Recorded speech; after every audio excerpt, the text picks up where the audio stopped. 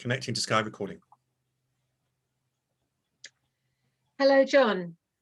So this is the second of our Chaplain's Chats. And today what we're talking about is opening up to community, which is the theme of this week's retreat, this week's part of the retreat. So maybe just a sort of really general question for you is, what does community mean to you in your life? What has community meant? Well, I'm going to start with a very broad word, and that broad word is everything. And then you're going to get a few words that end in ship, inevitably. I mean, you're going to get ownership and partnership and membership, but then other things like identity and trust. So it means those sorts of things, because that's the engagement with the other person, the other people, whoever happens to be a part of the community we're talking about, and there are many, aren't there? So it really does mean everything. I am an engagement person. You know, my work areas have always been, you know, teacher, HR. Some people may say HR is not about community. I would argue that it is, and you know, and working in therapy and counselling. You know, I just love being a part of things that are to do with folks globally. That's it. So I started off with everything, and I finished up with globally. So there's quite a big sort of journey in the middle, isn't there? Yeah, I mean, I certainly think of you in our work meetings as someone who's very community minded. Maybe could you talk a little bit about the different communities that you feel you belong to, or that you've belonged to during your life? Yeah, and well, the first one, the most important, if you can call it that, is the family community. I mean, you know, absolutely central to everything I do from the moment I get up to the time I go to sleep. And so that's my close family, which is Pauline and Ed and Meg, and then my wider family, and we're a big family. I mean, we come from a huge Irish Catholic family in the main, and so I've got 2 brothers, 2 sisters. So that community is important. Then things like professional community is very important to me. The chaplaincy, the folks I work for outside of the university. I work, as you know, for an American-based university program. Loads of communities there. Church community, absolutely central to what I do. And then other communities, for example, just down the road from us, some folks will know this. There's a place called the Bath Road, which is a little shopping centre in Leckhampton, and that you walk down there and you can't walk anywhere without bumping into someone. So there's that other level of community which you can just stop and say hello and have a chat. And that's fantastic, and they don't expect much of you other than to say hello, isn't it raining, and all that kind of things. So there are some communities that I've mentioned where you really do have to do all the ships that I talked about earlier and be very present, Yeah. and others where no one expects anything of you, but it's just nice to smile and say hello, and I love all of them. I must also bracket this by saying I also like to walk off on my own sometimes and not be a part of anybody. But, you know, hearing about communities is it really is like ripples, like starting from or circles going outwards, starting from your family and then going wider and wider and wider. And I don't know if you agree with me about this, but I think that kind of not very that community doesn't seem to ask very much, that you meet on the street. You're talking about your Bath Road community. My feeling is that is one of the communities that we've really, really missed this last year, because it hasn't happened accidentally. I don't know how you feel about that sort of everyday. You're absolutely right. You're right. They haven't happened. It's been harder. I mean, we've been able to go to, for example, if we're picking that, to the shops and so on. But I've had occasions when people who I know very well I've not recognised. Now that's awful. You know, that's really been, you know, someone says, no, and I've had to say, look, can you just show me who you are? So yeah, that's hit it very, very hard. That ability to just be out and about and bump into community in a way that's not formal. So not coming to a meeting or going to church at 10 o'clock or whatever it is, which you do because that's a rhythm of the week. That sort of informality. There's a lovely little group of people I meet on a Thursday evening, done it for probably 20 years. We go to the pub for an hour and a quarter, and we sit and chat and we talk nonsense, and then we go home. Okay, And now we're doing it on Zoom, and we've all agreed that it's rubbish. But we'll do it because it's the best we can do. But we're all sort of looking forward to that lovely opportunity to just be together for no other reason than just to be together. You know, that's enough. Yeah. When you talk about something like your little group going to the pub, that just sounds like that sounds like heaven, the best thing, really. Yeah. And I suppose underneath that is it makes you appreciate it all the more. I mean, because I don't think I took it for granted. I don't take my friends or my community for granted, but they're there, and you do them on automatic pilot, and that automatic pilot has been whisked away. And so, you know, I mean, there's a friend, one of those friends that I was talking about. I mean, we just have the most ridiculous conversations about nothing, and you know, we said the other day it's harder to have these conversations when we're not, you know, quickly sort of responding to one another when someone else is talking in on Zoom. So yeah, it has become a bit more mechanical.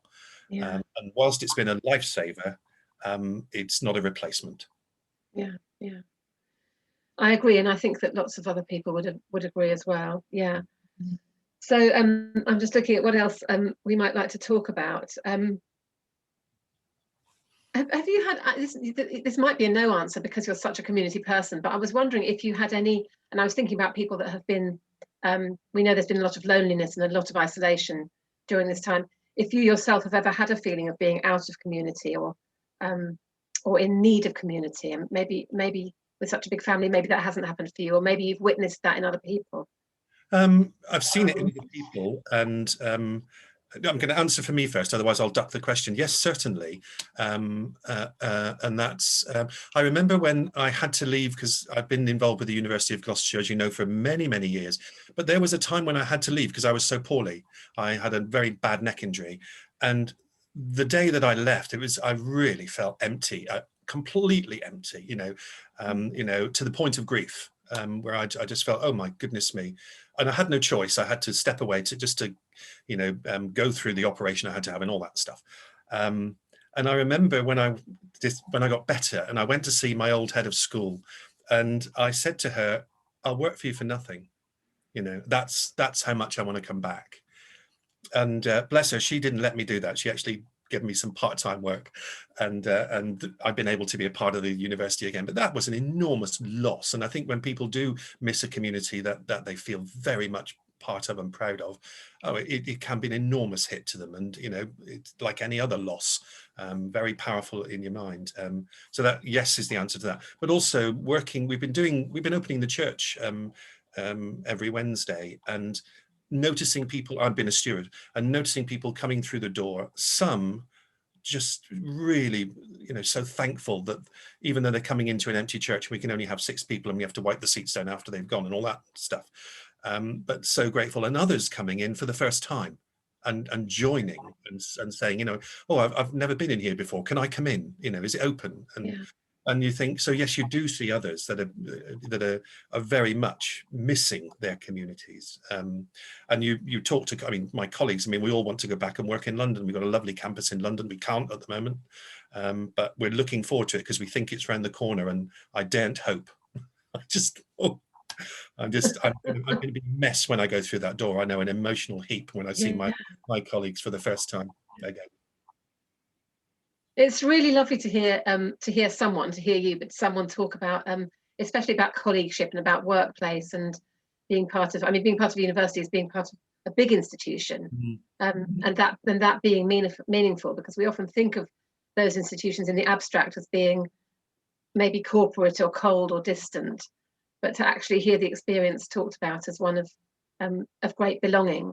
And I think the University of Gloucestershire has had an advantage. I remember when it first formed, and there was this huge debate: do we move to a greenfield site and build this monolith that is called the university? And I'm so glad we didn't, because we've got these sites now. I can't remember how many we've got, if you include Pittville, 4.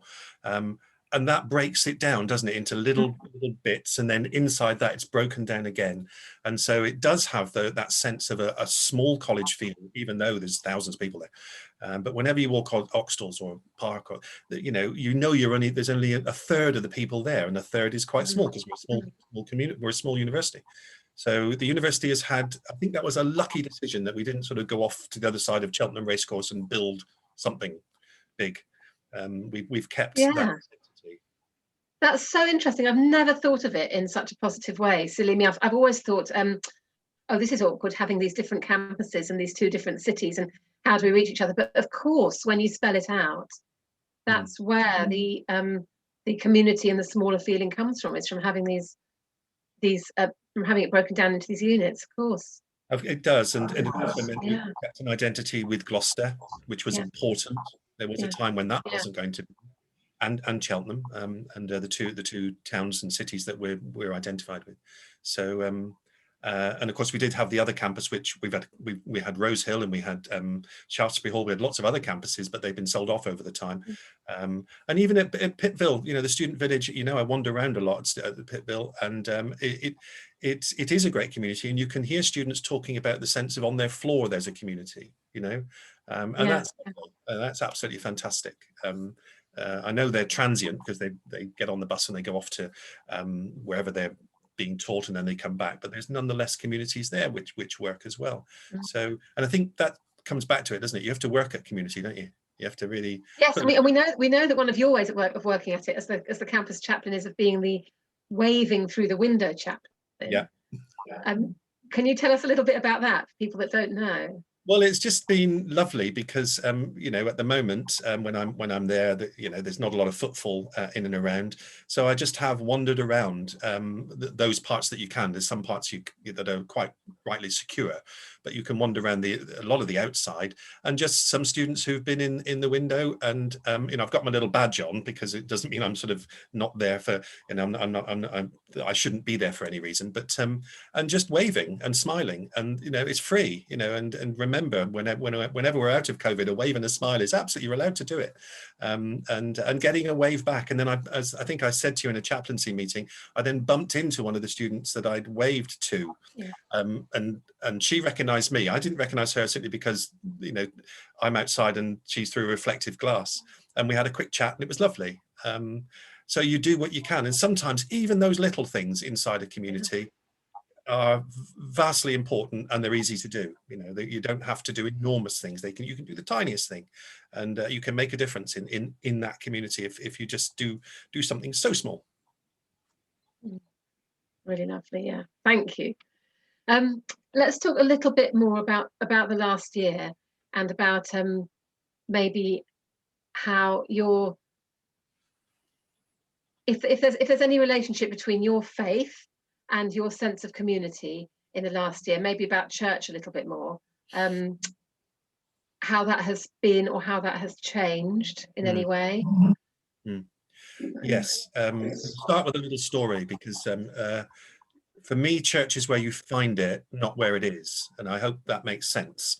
I've got a building up the road that's called St. Peter's Church, Leckhampton, and that is a church that I go to, but it can be actually anywhere. Lovely story. We were on a cruise. I'm going to tell it very quickly. And it was a Cunard cruise. Now, I didn't know that Cunard cruisers have a minister on board every ship across the globe. And I saw on the itinerary faith meeting, and I thought, I'll go to that. And off I went. And he was a Catholic priest from Florida. And he held a service for us twice a week. And there are people from all over the world in this room that they'd said, this is where you meet. And then other times of the day, this room was there for all sorts of things. I think it was a bingo evening one night in that room, but nonetheless, it was our church space. So church is where it is. And I think what's happened is church has grown in COVID. It's been a shame we can't go, but what a growth we've seen in church. I can only speak in terms of, I know what the chaplaincy has done. We've done amazing things, and I've been a small part of that. But St. Peter's and South Cheltenham churches, they've taken faith online, and they've brought it into the community and into other people's lives that would never have engaged. And I think that growth is going to continue, in the sense that I can see church operating in both ways when we come out of this. So I think there's I do look for positives in everything as best I can. This is, for me, has just been the biggest positive. It's brought the church into a whole new world, and our team of vicars have been phenomenal in terms of their growth and their own development, and their commitment to making sure that church can be there. And what I've been doing, and this has been very interesting because I love walking, when we have our services online, I've been taking my phone, plugging in my earphones and taking my church service on a walk. And there again, and I've been thinking, I'd like to do this even when we're out of COVID. It's been fantastic to listen, to hear the songs, to join in where I can, because obviously you haven't got the service in front of you. So, and I don't know it all off by heart, but I do know a lot. You know, and listening to the creed and then thinking, I can say this in my head, you know, and sometimes having some strange looks if you're talking out loud, but that's okay. So I think it has been a difficult time, but at the same time, I've seen an enormous increase in those people who are now thinking and searching and thinking, well, you know, can this be a part of my life? And then the reaction of churches around the globe. Last year, for example, I went Easter Sunday, I went to the Vatican. And I joined the Vatican Easter service. And I remember sitting there thinking, well, this is a pretty rotten Easter, because we should be, you know, this is so important. But by the same token, what a great experience that was, you know. Yeah. So I hope that makes sense. It's I don't want it to be our only church experience. I want it to go back to things that we know and love and to grow, but I want it to be a parallel part of our church life going forward. And it sounds like we have community around church has grown. It has grown hugely in the virtual community during this time. Yeah, very much. But we can say that, yeah. So, thank you. And my faith has been solid. You know, it's helped me. Of course, it has. Yeah. And maybe as a sort of last thoughts, do you have any particular feelings about community opening up again? Do you think that will be a straightforward thing, or what we're going towards? Might it be different from before? I think we'll have some differences. I think the key thing, and I'm going to be very aware of it, because I really want things to open again. But the key thing is there will be folks out there who will be nervous, who will have concerns, despite all the good news that we have, you know, vaccinations and drops in infection rates and so on. So for example, when I go to London, which will probably be in July, I probably won't go on the tube for a while. I'll probably walk through Hyde Park. I've done that before, but I'll probably do it more often. So I think there'll be levels of concern, and we will have to put in protocols until people feel security about where we are. And I think we have to respect that totally all the way down the line, even for people who perhaps don't want to come back just at the moment. Even, you know, we may be able to say we won't live in a non-COVID world, but in a vastly reduced COVID world. I think we've got to be very aware of and embrace everybody, from people like me who'll be absolutely desperate to go and do and be and a part of, to other folks who will say, do you know what, do you mind if I just stay where I am for a while? And then, absolutely, yes, you stay where you are. And that's where this Zoomy thing comes in, and we embrace it as part of our life and we build it in as a positive element. So I think that's where we'll be, and I think that's where we'll be for a while. But we have to remember that's under the umbrella of positiveness. We've got good news at the moment coming out, and my message to me as I'm talking to you is just watch it, and just, you know, don't assume that everyone's going to be running around wanting to do everything that I want to do in the way that I want to do it, and I've got to be careful about that. Yes. I mean, interestingly, one of my adult daughters, who's obviously much younger than you and I, was saying to me yesterday that part of her was looking forward to partying and being able to go to the pub and do those things again. Part of her was looking forward to that desperately, and part of her was really quite anxious about it and what it would be like and how it might be overwhelming just to be with a lot of people. So I suppose what we're saying is that we're going to have to allow everybody their own time. Very much so. It could be months, it might be a while. There's a friend of mine who is adamant he's not going back to the office, and he's my age. And he doesn't want to go back. And, you know, I've said to him, look, you know, if that's how it is, speak to your employer and make sure that they understand. And most employers will understand that. And that also many employers now have been dragged kicking and streaming into the world that says you can actually do a blooming good job from home. And, you know, what we need to do now is blend it so that we accommodate folks who feel that way. Absolutely right. And I'll miss some colleagues who don't come in, but that's all right. I can still do this for a while until it settles, and whenever that is, it will let it happen. You know. Yeah. Oh, thank you, John. Well, I think that's probably enough for our chaplain's chatter today. Yeah, touched on a lot. Thank you very much. Yeah, thank you. And some interesting thoughts in there, and I hope when people listen to it, they'll just sort of reflect on it for themselves, because that's very important. Would you stop the recording, please?